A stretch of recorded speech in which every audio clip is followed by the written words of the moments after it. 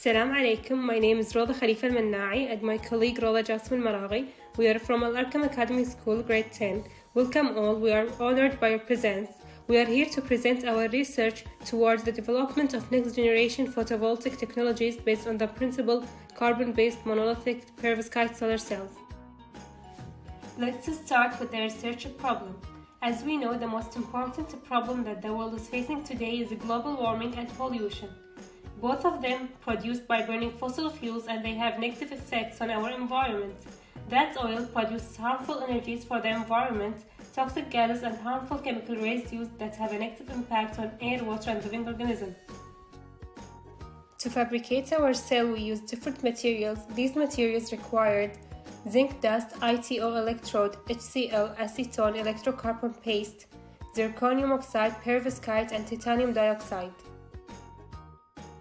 And this is our equipment, such as weighing scale to measure the weight of our materials, a stirrer to mix the mixture, spin coat to coat the cell with zirconium, gold spatter, cover the cell with gold before we put the cell in the SEM microscope.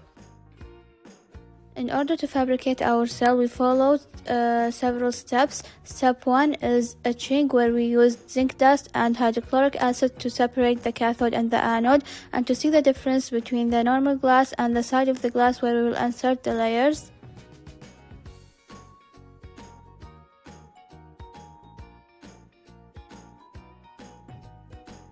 Step 2, cleaning, where we wash the glass with normal water and soap using the brush, and then we dip it in the acetone, and then we put it in the ultrasonicator for 30 minutes, and then we wash it with normal water, and finally we put it in the ozone treatment for 15 minutes.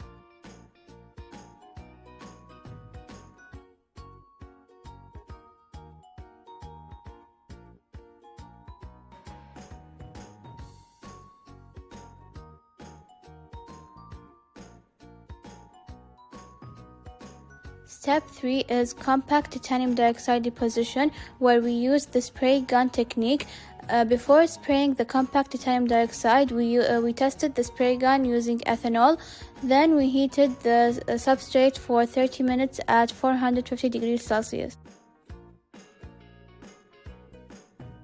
Step 4 is mesoporous titanium dioxide deposition, where we use the spin coating technique, and then we perform the annealing step for the mesoporous titanium dioxide stabilization. First step is at 125 degrees Celsius for 10 minutes, next at 350 degrees Celsius for 5 minutes. Step 5 is printing of mesoporous zirconium dioxide, where we use the screen printing method using commercial zirconium dioxide paste, and then we heated it at 500 degrees Celsius for 30 minutes.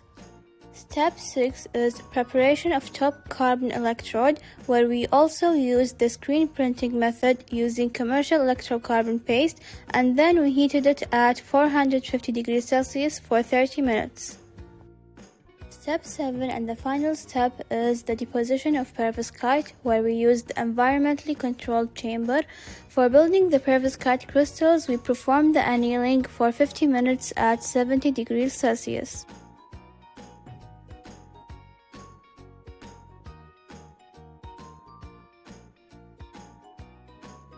Our cell undergoes several tests using several machines.